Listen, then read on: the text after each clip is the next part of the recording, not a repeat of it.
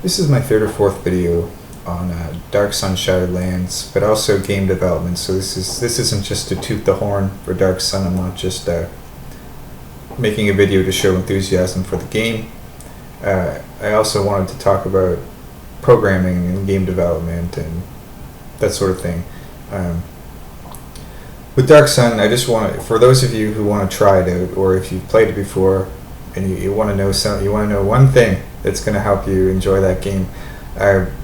You might want to turn the animations off. I think you press A on the keyboard, and by taking the animation off, the speed of the game is a lot quicker. And Dark Sun is one of those games where once you're out of the slave pens, you're going to want to zip around pretty quick.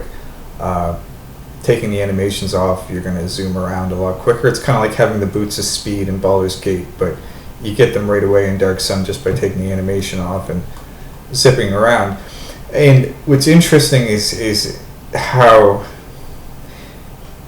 especially in a game like Dark Sun, where animation is not necessarily that, it's not something you necessarily need, as long as the artwork is pretty good and your character moves around fairly well, animation is not really that essential to especially to those old school games. But I just found it interesting how not having animation on and just having it still moves. There's no animation, but that actually made it better, and I didn't like it any less. I just didn't notice.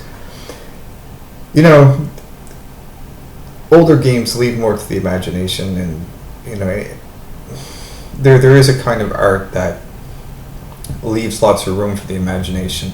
And a good artist is going to do that.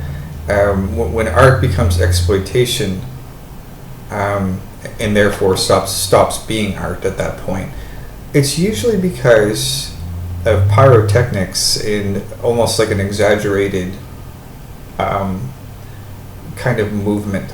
So with art, you get a certain stillness, and when something stops being art, often you'll notice a lot of repetitive motion. Television is like that, in the sense that if you watch a lot of TV, your eyes are going to be constantly tracing movement all the time. I went to a meditation center one time. It's a Shambhala meditation. Me and a friend from high school were there, and there's some other people there, and sat around with one of the gurus at the Halifax Shambhala Center. I don't remember the particular teacher. A friend of mine, he raised his hand to ask why he was seeing kind of swirly sparks in the air. And the meditation teacher was quick to tell him that you must not be able to sit still very often. Your eyes are accustomed to the movement of the television screen. The guru basically said right away, you watch too much TV, and because the eyes are so accustomed to the movement on the television, that if you were to try to meditate and just look at the empty space in a still place, like a meditation center is a place where there's no movement, it's still. Some people don't get that. They don't ever look at anything still frame. They're either watching TV or they're watching the traffic, and when they close their eyes, maybe they're imagining all sorts of movement too. So art is going to be still. There's a certain lack of motion with art. Now, is that always the case? No. There's going to be exceptions there, but I would say the highest quality art that we can offer isn't necessarily going to be pyrotechnics. There's not going to be a lot of I guess you could use a word like fireworks. Baldur's Gate, when you look at the spell casting, Baldur's Gate had really fluid mechanics. Like you talk about animation, Dark Sun animation is not a strong point. In fact, you want to turn that animation off so you can enjoy the game.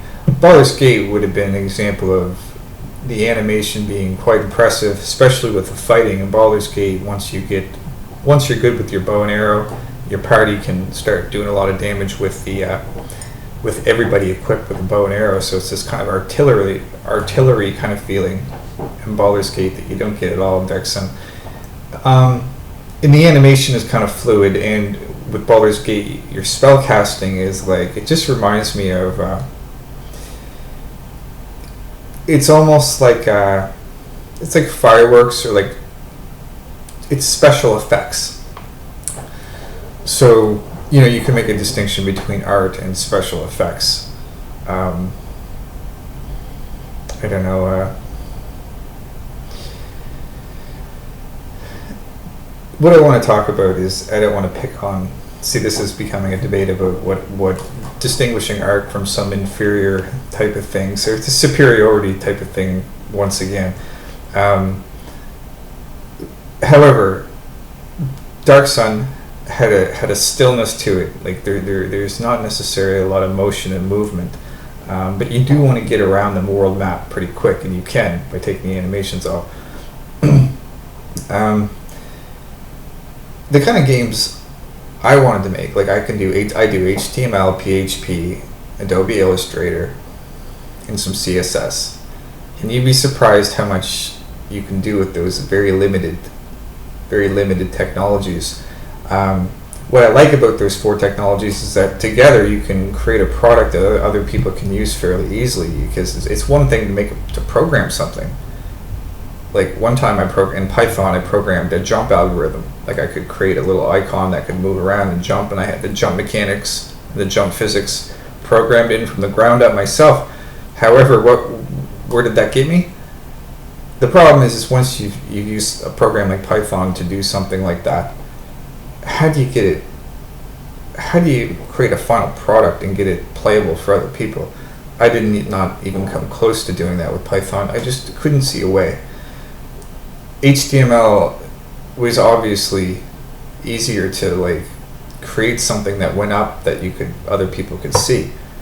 Like it's for whatever reason a more impressive programming language like Python or C++ or C++. Those super, I don't want to call them, they're foundational programming programs that are so much more powerful, but because they require so much understanding, it's just so much harder to create a product that comes out the other end that you can have on your desktop or put online. So I get stuck with HTML, CSS, PHP, and Adobe Illustrator because I could do it. It was something I could do and other people could do. For whatever reason, it was just the thing that made me feel like I was getting somewhere. When I used Python, I wasn't programming with anybody else. There's different stages of development. You might reach level 1 and you might be impressed with yourself for going past level 1, but there's always 2, 3, 4, 5, 6, and when you've got other things on the go, in my case, I was also learning easier things, HTML, CSS. PHP is difficult, but because it's so dependent on HTML, it's not as respected as the programming language that would be used to make like Minecraft or something like that. With HTML, PHP, and CSS and Adobe Illustrator, you can create the presentation of a game. How does it actually play though? And that's where you could see the extent of my skill. Anything you've ever seen, anything you've ever seen of mine, of what I've done online, these are not impressive games. These are not good games. These are websites that have writing. I call it the curse of reading. And although there may be a humorous way of looking at it, there's also a way of looking at it that could grow quite tiresome. So this video is about making better, more entertaining products. So for the people who want to look at my work online, I want you to have a happy experience. I don't want you to have a traumatizing one. But it's so funny how, you know, like, when you're somebody who's been raised on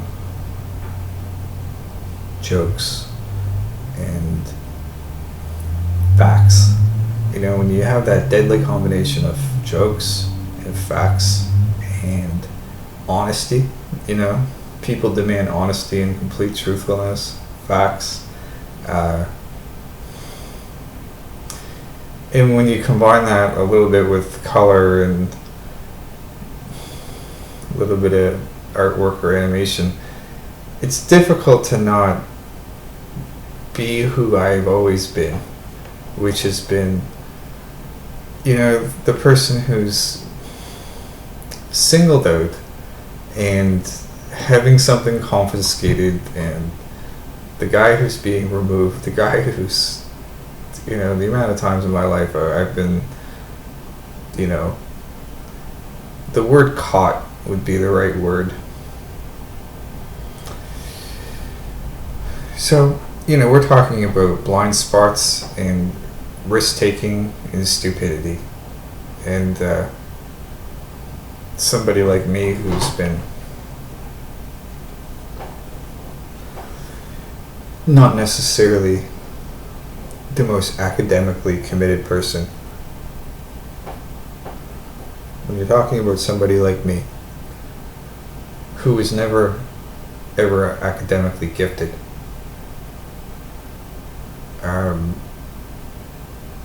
sometimes you have to ask yourself, well, what's there? What is it that's really there? Tom Shane, you're talking about somebody who really likes video games when he was younger, somebody who wanted to make video games, to do the artwork himself, somebody who wanted to be involved in the program, somebody who wanted to play basketball, who still does. You're talking with somebody who likes to play guitar and still does. So all these talents, all these skills have to come together to create something. I don't want to make anything that's exploitative. So to create something that is there to exploit you, why would I do that?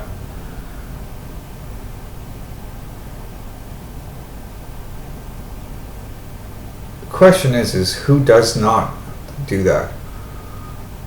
And that's where you find role models.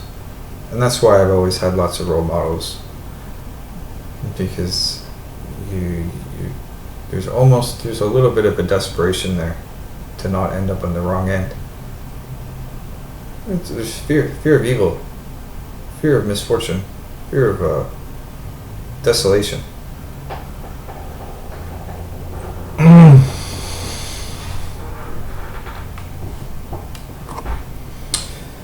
So animation, when you're talking about making a video game on HTML, so here's the thing that I find myself doing. I've discovered that I've been making games, or just the rudimentary design of games. I've been using HTML, PHP, CSS, and Adobe Illustrator to do it. You don't necessarily need animation to move your character around the screen. So you're just looking for an easy way to get your character to zip around the screen and move your character from one intersection point to another. That's all that really matters to make it a fun game, is you just got to get your player to move around with a click. The animation is not as important if you've got other good fundamentals. You have to have something interesting and compelling. I've got a long way to go. If you ever look at my websites, there's no game there. It's a lot of bits and pieces of things I've done on Adobe Illustrator and then upload them on the web pages. There's a lot of petty stuff on my websites, but there's a lot of stuff that's not petty at all.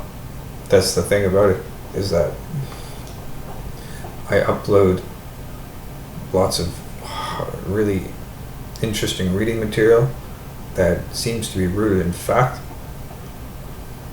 And then there's a lot of silly stuff. It is silly, I get in silly moods. Like, if you think about the, humor and comedy and giggling and laughing comes from a strange place. I've spent a lot of time looking at that place.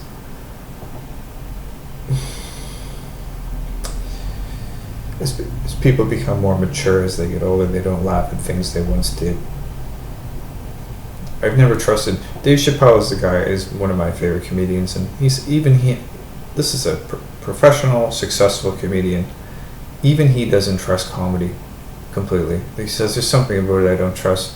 I know exactly what he's talking about. I've always felt the same way. I can remember what it was like to be 12, 13, 14, 15 and wanting to make people laugh. And I look back and I just can't believe I can understand why Carl Jung and Nietzsche thought the way they did about that sort of the irrationality of the human being and that drive towards the will to life and what a human being will do. Incredible things, like especially if you're raised with religion and the power of prayer. You want to see a teenage boy pray in a reckless way. You wouldn't believe the things I've done and the things I've thought before I did them. Often out of sheer desire, just wanting more, wanting something way different than what I had. That's what happens when you become unhappy. You end up making a big effort to get something else to compensate, and that makes things even more complicated. So you're talking about like a miserable existence. Usually it's a complicated existence, and the reason it's complicated is because there's a time when it was simpler, but something came along, and that simplicity became an unbearable misery. And so then you make it more complicated, so it will be less miserable, but it's just as miserable, maybe even more, and then it just gets more and more complicated. So this is for anyone who wants it to keep things simple, to simplify your life. HTML, CSS, Adobe Illustrator, PHP. These are, there's a lot of people that will dismiss. You're dealing with human beings who, in a cheerfully malicious way, will try to dismiss other people's tools. Like an I know one of you has heard of electricians insulting plumbers, or plumbers just being insulted. I never liked that. There's all sorts of different tools that are necessary, and there's no point insulting things that are necessary. There's more or less sophisticated ways of plumbing, but plumbing and plumbers take a lot of abuse, it seems, because of the very, very primeval psychology that humans have towards their own waste. I'd like to make a video on waste, and that will probably be a future video, because garbage and producing garbage is, it all, in terms of your consciousness and self-awareness, you have to be able to think about waste and garbage and how it connects to gardening and farming, and how that connects to plumbing, because there's no reason to not create these holistic systems. I can tell you about a trip I had one time to it's a Krishnamurti retreat in Hilo, and they had a humanure system where the human waste product was stored, saved, treated as something valuable, brought over to another spot not too far from the premises, and that humanure was left to go through its cycle to produce soil, because human feces left underground, covered for long enough, will create a kind of really rich soil. I don't know how many years it takes, but I was the one that shoveled that out. I shoveled that soil out. It was once human turd, but by the time I was there to shovel the dirt out, and I did. I filled up quite a few wheelbarrows. It's just pure soil. You know, it's rich, full of life. This is the kind of soil that will grow tremendous crops. It's not necessarily going to be the food you eat either. You can use it to grow your marijuana, your cannabis. So every time you use the toilet, it would ideally that toilet would be everything that goes in that toilet would be then taken to the other part of the yard to create soil, and then that soil would be used to create your plants. We don't live in that. Generally, when you talk about the architecture of your cities and towns, your suburbs, is privatized. Like, that's why they use the word vanity for the bathroom often, because instead of having a holistic and functional household farm, instead you have vanity, and you've got a septic and you've got it pumped out. Now, do they have a way of processing that and making something useful? I would hope so. And that's the thing about towns and cities and these huge top-down views, is that they've got a plan. Is it as good as a localized permaculture type thing? That's the constant tension. You've got a tension between the small scale and the large scale. And the large scale is often trying to dictate to the people that are smaller. So the people that are doing things on a smaller scale are always being infringed and encroached upon by the people who are claiming to have the master plan. And often it's just real estate and selling, buying and selling, and just dealing with these large numbers and just trying to sell houses and trade money for houses and then use that money to get another bigger house. And next thing you know, you don't have any functional relationship with neighbors or you know, it's complicated when you're moving around a lot and not truly learning about your environment. Instead, you're just running, and you're going from castle to castle, and the castles are getting bigger and bigger, but people are getting more and more unhappy because somebody's being left out and somebody's not being properly taken care of. And as the saying goes, an injury to one's an injury to all, in some ways. It's hard to know what to do. All I can tell you is that when I see garbage piling up, I'm not often impressed. Fruits and vegetables don't leave any waste. You know, like, if you're buying, if your necessities are coming in your house properly, the only waste and garbage you're going to have is compost. You know, it's just going to be coffee grinds and tea grinds and vegetable and fruit grinds, just peelings and stuff. All that stuff can be collected, put in the compost. A lot of it can be used as mulch, a lot of it can be used as ground cover. The amount of bare soil I see out there sometimes, just bare patches of soil, the amount of work I put into covering that soil over with my leftover food, and it looked good too. They came along, you know, the municipality workers just came, scraped off everything off the surface, all my work undone. I had hay and hay seed and had the hay covering over the compost, and anyways, they just came and scraped everything off the surface. And that's because their argument is that, well, what you're doing is so small, you know, like, you might as well just conform to the system and just let them in. It's so many people, you're going to deal with so many people like that who are just going to say, they're going to act as if work is already done. And often somebody else is got an assigned role to do something often destructive. There's no subtlety or understanding what they're doing. It's just it's brute force, and you've got a lot of assigned roles. And people are getting paid money to go around and kind of do things in a sloppy way, but it's efficient, and too much efficiency is not good, especially when you're dealing with when you're trying to make a home for yourself. A lot of people don't care about you having a home.